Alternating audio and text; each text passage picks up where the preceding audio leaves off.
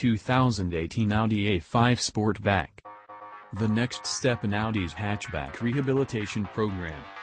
Audi won't quite confirm that the new A5 Sportback is coming to the US market. But trust us, it will. And when it does, it will continue the work begun by the grander A7, redeeming the hatchback in the eyes of Americans.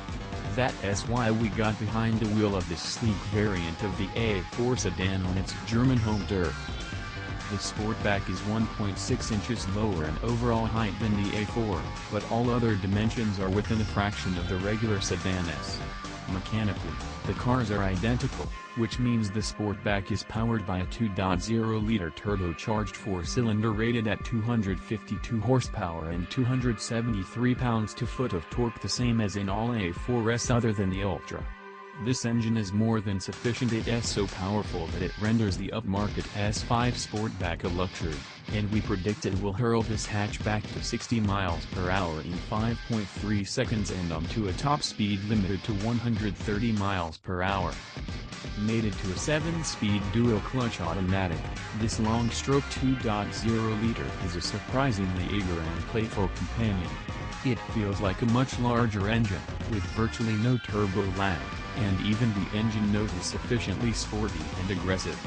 There are 6-cylinder engines on the market that sound far less enticing than this boosted four. The A5 Sportback's 7-speed dual-clutch gearbox has its own character that differs from that of a conventional, torque converter automatic. The torque multiplication during launches from a stock is missing, but it is supremely responsive in the 50 to 70 mile/hour range. The gearbox can be manipulated with shift paddles, but drivers soon will notice that it generally does everything right when left to its own devices.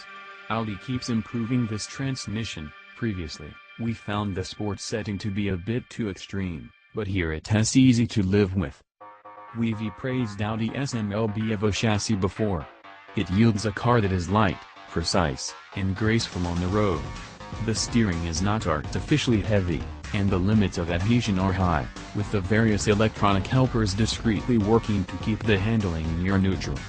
As introduced for the European market, the A5 Sportback does not yet have Audi S Quattro with Ultra system, which does away with the center differential and decouples the rear drive shaft to improve fuel economy.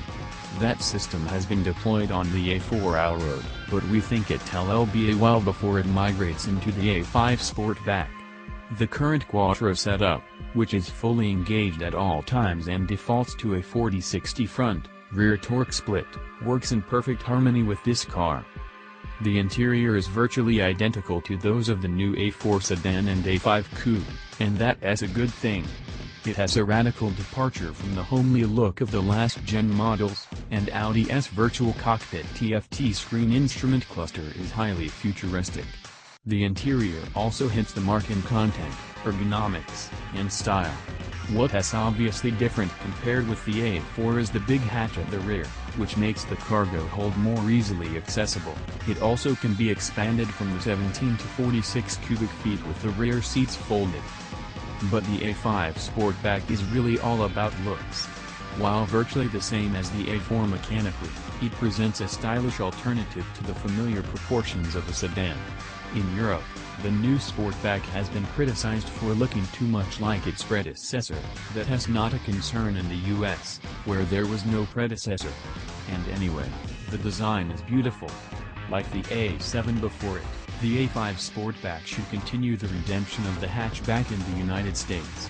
When it does, pricing should be virtually identical to the A5 Coupe S, starting at around $44,000.